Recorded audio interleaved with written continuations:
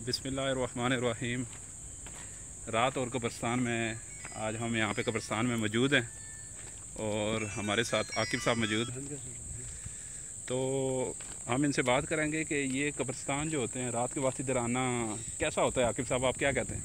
रात के वक्त सारी इधर आना बहुत अच्छा होता है, क्योंकि रात के वक्त जब इंसान तन्हाई में आता है तो इंसान को मौत के बारे में और आखिरत के बारे में इंसान के दिल में जो है ना खौफ पैदा हो जाता है।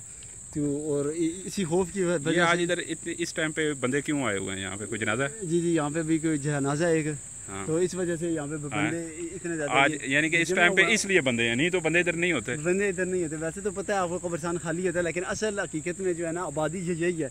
दुनिया की आबादी जो होती है ना वो तो आर्जी तौर पे होती है। कोई आज हम हैं, कल हमारी औलाद होगी, परसों कोई और होगा, कल कोई और होगा। लेकिन यहाँ पे जो एक मरतबा आ जाता है वो फिर क़यामत तक यहाँ पे रहेगा, यहाँ से कहीं आगे पीछे नहीं जा सकता। अच्छा, तो इस वक्त हम कब्रिस्तान में मौजूद हैं। मगरिब के बाद का टाइम है, ठीक है, रात का वक्त हो जाता है और इस वक्त तकरीबन 7:50 हो गए। पहले भी हम आपको हाईलाइट करते रहते हैं, लेकिन इस वक्त हम रात का आज हमने ये सिस्टम रखा है। यहाँ पे देखें एक जगह पे ना कब्र खोदी जा रही है, वहाँ पे जहाँ पे लाइट लगी है वहाँ पे। तो आकिब साहब आप क्या कहते हैं कि ये जो कब्र खोदी जाती है, ठीक है, इस पे भी लोग कब्र खोद के भी इबरत हासिल नहीं करते, तो कब करेंगे? ये जी बस अल्लाह की तरफ से हम लोगों पे अज़ाब होएगा। इससे कब्र इंसान खोद भी रहा होता है, तब भी साथ इंडिया के गाने सुन रहा होता है, तब भी लोगों को इबरत हासिल नहीं होती कि एक ना एक दिन हमने भी इसी कब्र में खाली कोशी में जाना है। बाकी अल्लाह हम तो यही कह सकते हैं कि अल्लाह ताला सबको हिदायत दे। आए आगे चलते हैं। इधर कब्र खोदी जा रही है। अच्छा, कब्र इधर खोदी जा रही है आकिब साहब। जी इसकी गहराई तकरीबन कितनी होती है? 4 से 5 फुट तो होती ही है, नॉर्मल जो गहराई होती है।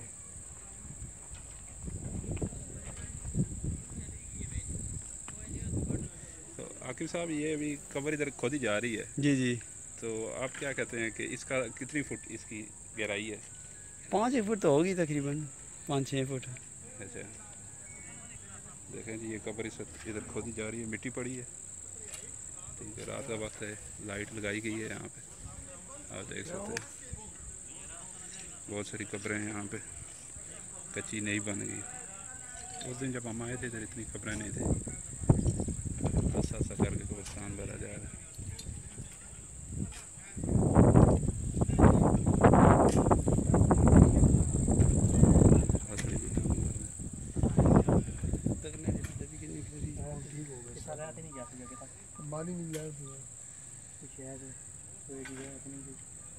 ठीक है जी,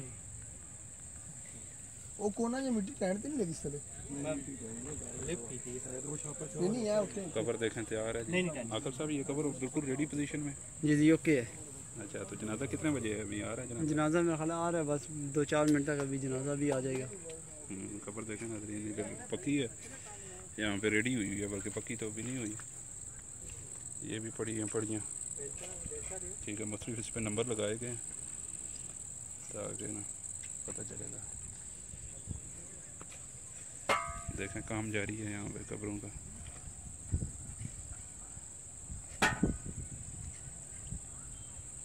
आकर साहब इधर आओ।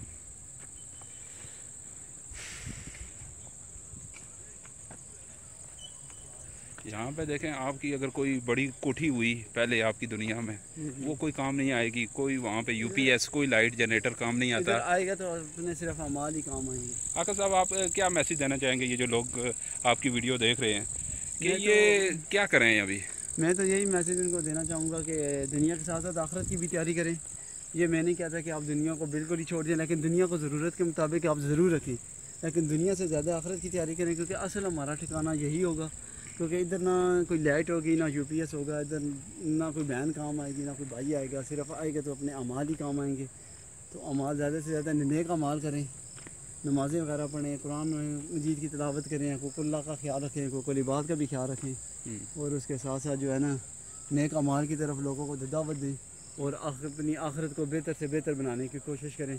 क्योंकि ये दुनिया तो आर्जी है, एक फ़कीर की भी गुजर जाती है और एक जो वक्त का बादशाह होता है उसकी भी गुजर ही जाती है।